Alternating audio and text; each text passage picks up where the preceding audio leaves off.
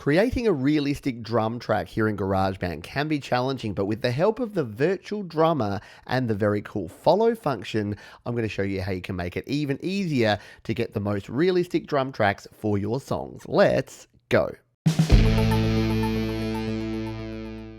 Hi, my name is Pete, and this is Studio Live today, where my goal is to help you create, record, and release your best music. And we are back here in GarageBand, one of my favorite places to create music. This is my new song called Perfect.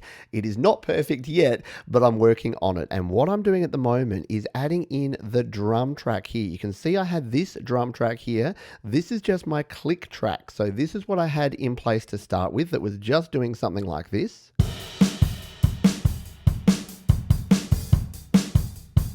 And the reason I use that is instead of just having the metronome sound, which doesn't sound too good,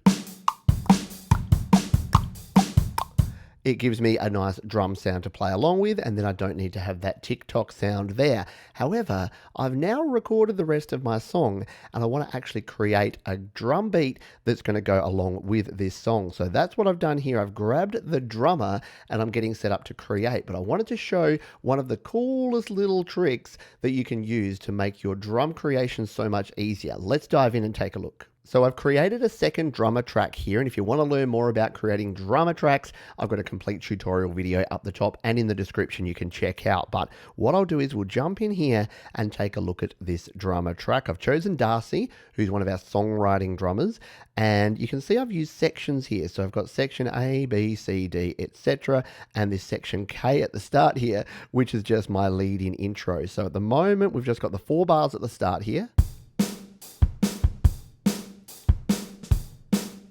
which is just kicking along like that. And then as we get here to section A, the rest of our song comes in. So I've just added in this first 8 bar. Let's just zoom in on that a little bit and take a look here. So there's that first 8 bar section. If we come back here, we will unsolo these drums.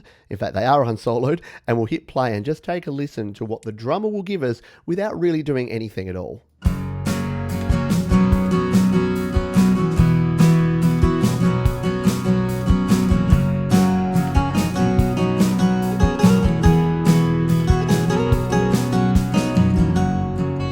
So not bad, right? It's pretty good straight off the bat, and this is why drummer is really cool.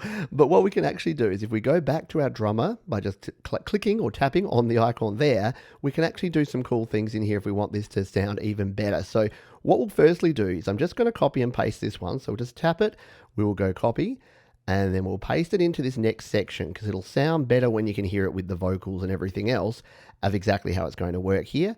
Now we're just going to tap and drag this one out to be this first full section here.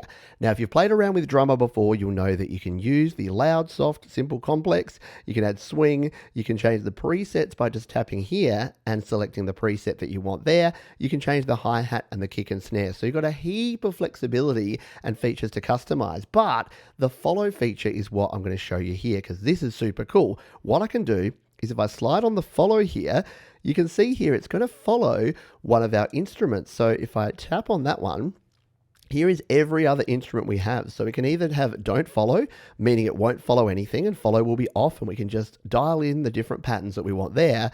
Or if we slide that one on, we can actually make it follow a different instrument. So let's start by making it follow the bass, because this is something that you'll probably want to do most of the time. And I've got this DI clean bass here that it's going to follow. So let's come back to the start here. And let's play this now with the bass follow and see if you can hear the bass and the drums and how nicely they'll actually tie together. Life isn't always fair,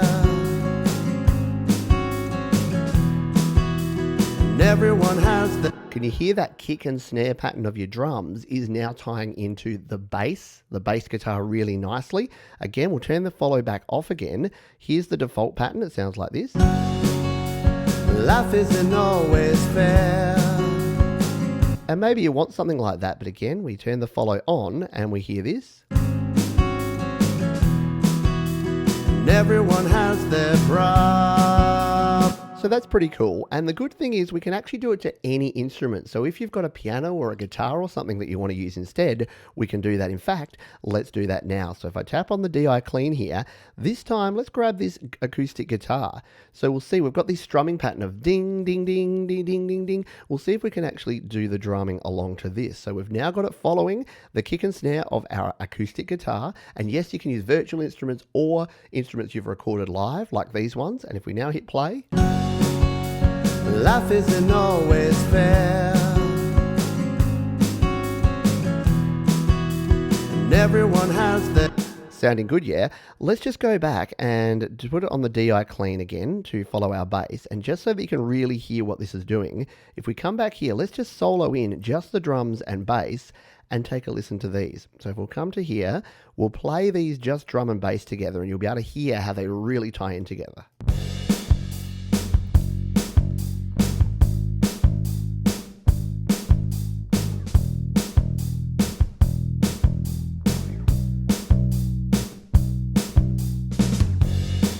So if you've got a nice bass line and you want some easy way to get some really good drum sounds to go along with that bass, then you can use this and you can vary it up. So as we go through here, I may have some sections where I want it to follow the bass, and then it might want to follow the guitar in another section. For instance, I'll show you a section further down where I'd want it to follow the guitar because the guitar's doing like a chuk, chuk, chuk, chuk, chuk, chuk on quarter notes. Let's jump over and take a look at that one. So I've copied and pasted another section here down to this part here. If we play this, you'll hear this chugga chugga kind of sound here.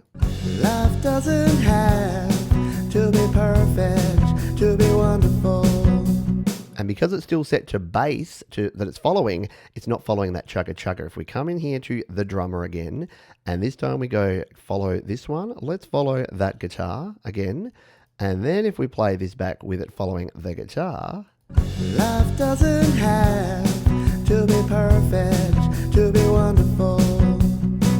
Life doesn't have... So we're getting more of those kick drums in there, which is sounding pretty good. And the beauty part is you can then mix and match everything else. So we want to bring it up onto the tom drums, for instance. We can actually do that while still following here. And if we bring it here, let's take a listen to this. Life doesn't have to be perfect, to be wonderful. Life doesn't have to be perfect. So we get a different kind of feel for that. And again, if you want to come up on the cymbals, we can do that. Perfect to be wonderful. Life doesn't have to be perfect.